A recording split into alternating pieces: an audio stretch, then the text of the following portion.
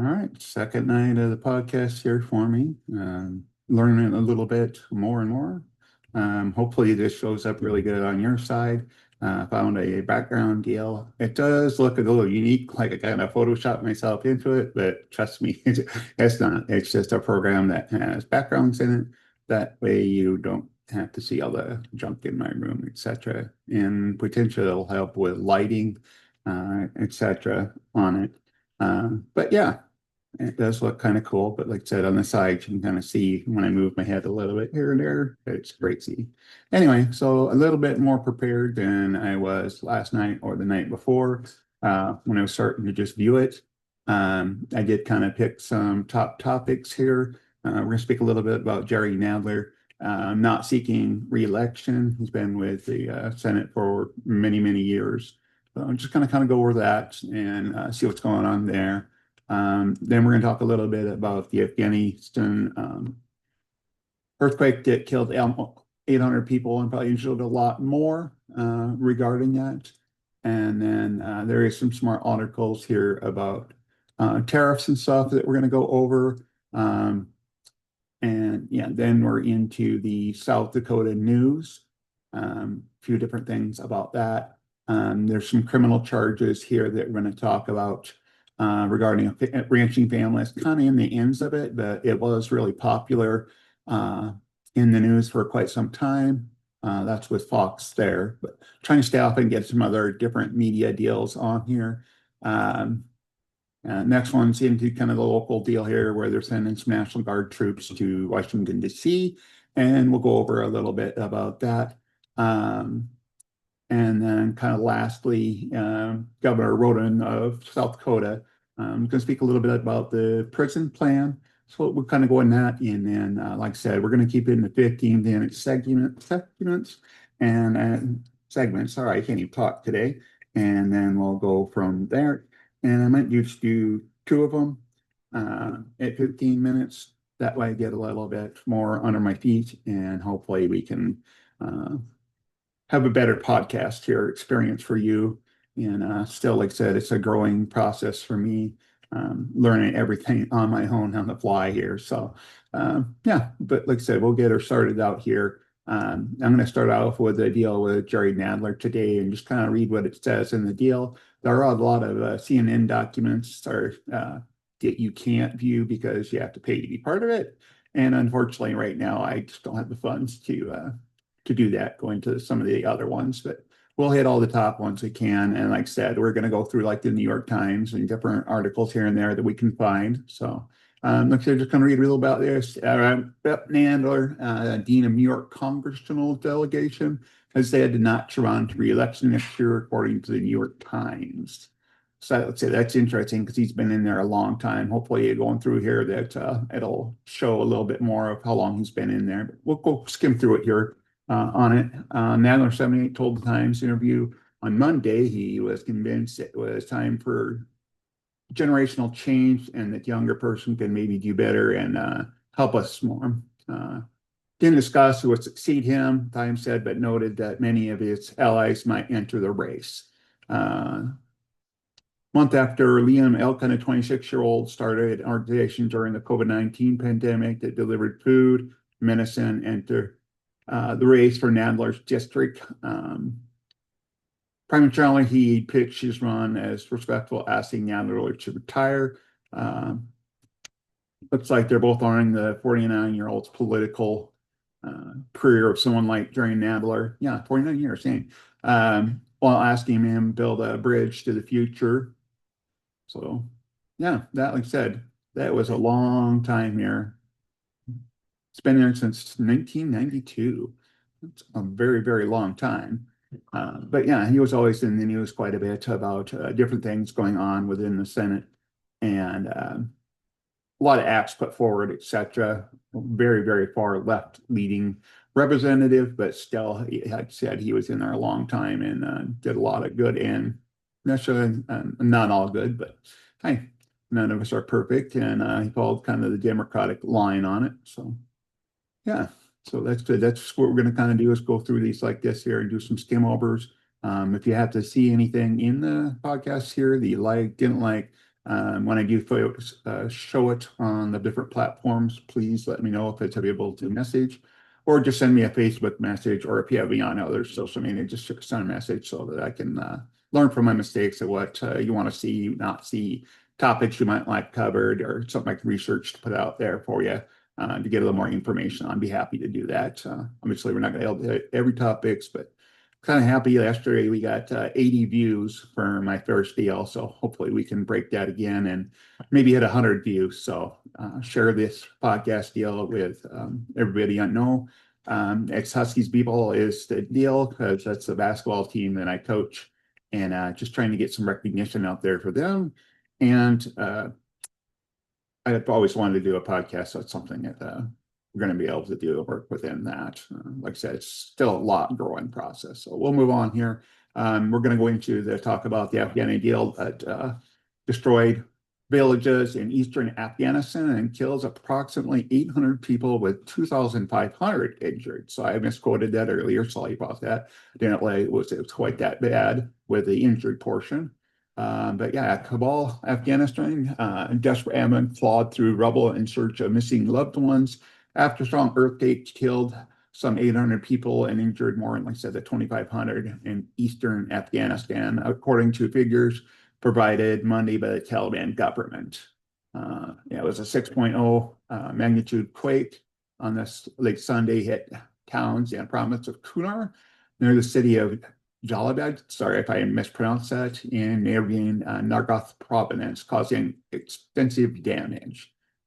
Quake at 11:47 p.m. was centered 27 kilometers, 17 miles east northeast of Jalad.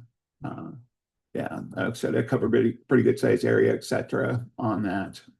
Shows, like I said, a video show rescuers taking injured people on stretchers from collapsed buildings.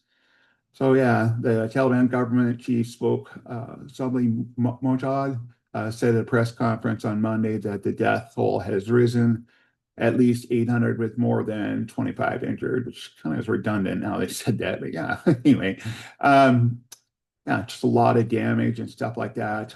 We do reach out and pray for all the people that are involved with this. Hope that you're watching over them and get them through all of this here and get them back on the right path in life. So, but yeah, that's like I said, we're just going to kind of do the same thing and skim through them. Like I said, just reach out with feedback, etc.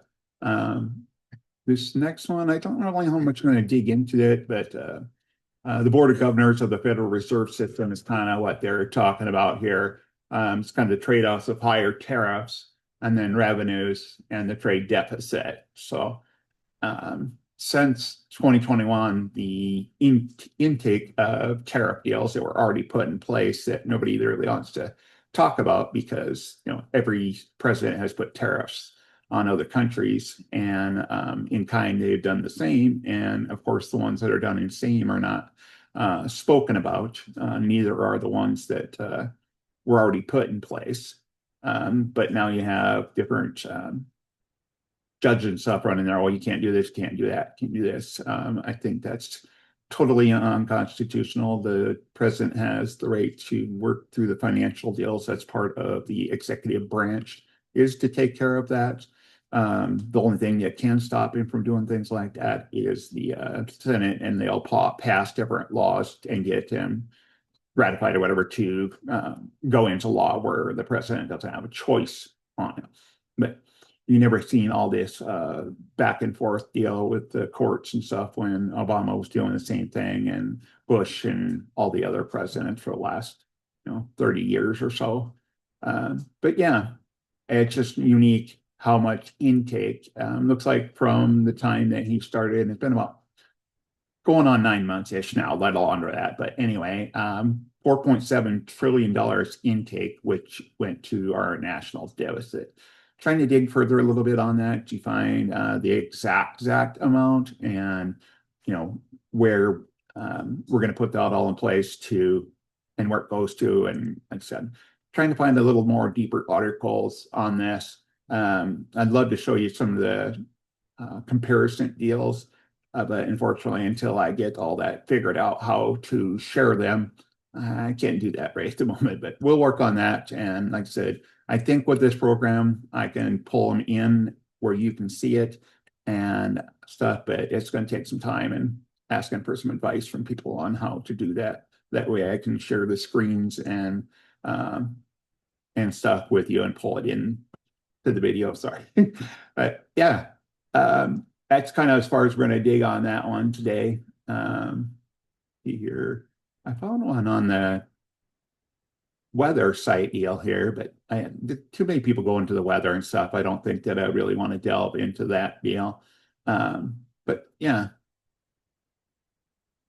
I found there was a deal about the Rapid City deal, and I'm trying to find the article on it, and for some reason it went away. But anyway, so this one is kind of a homeward deal here.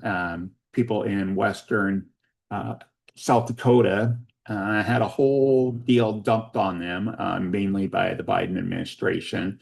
And they think this move here was politically motivated on both sides. And actually, with Trump kind of bumping in there, it was the same thing in doing that. But what happened is they had land along a reserve, wildlife reserve type deal, and they had the fence for many, many, many years along the lines of it, and they thought it was in compliance with the law, and come to find out they weren't.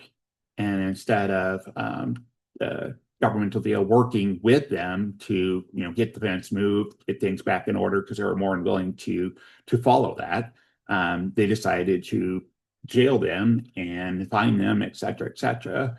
And finally, when Trump got back into office here, he reversed it and basically took all the charges away, et cetera, and got the deal worked out where the property lines, et cetera, which is how it should have been dealt with in the first place. And it was part of the Department of Agriculture and stuff that was dealing with all of that. And I think it was the Department of Interior, but I said that's something that probably should do a little bit more research on that one too.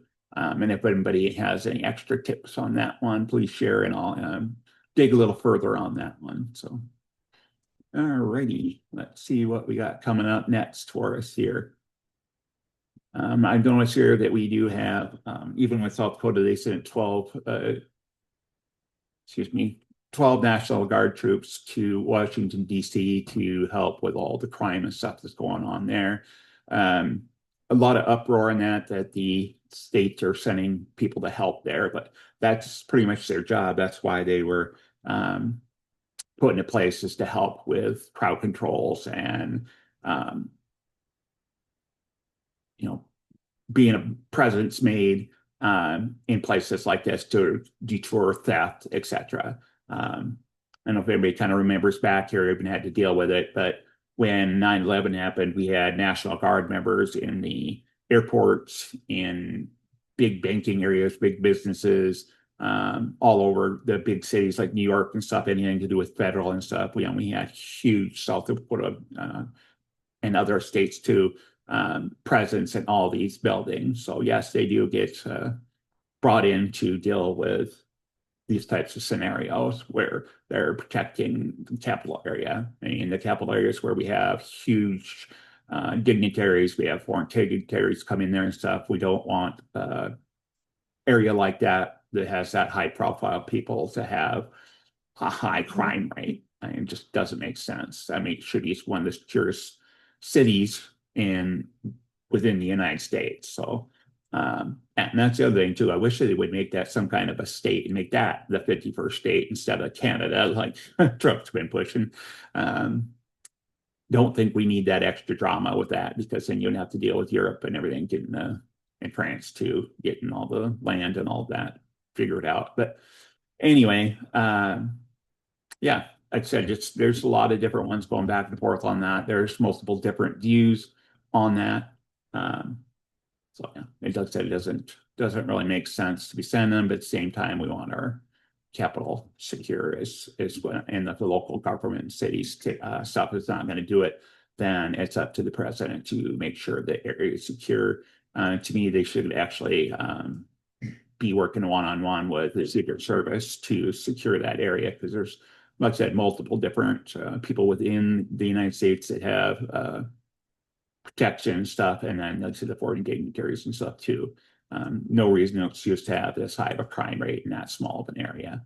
The per capita sounds like it's pretty high. I don't have the exact pictures, but yeah, just doesn't make sense. If you have any feedback on that one, just gonna share and we'll banter back and forth about it until we get to a point where I know a lot more about this and what I want to do and how to go forward with it. Maybe have a few weeks down the road, maybe have someone here as a guest to interview. So I'm going to stop this video here. It's pretty close to that 15-minute mark.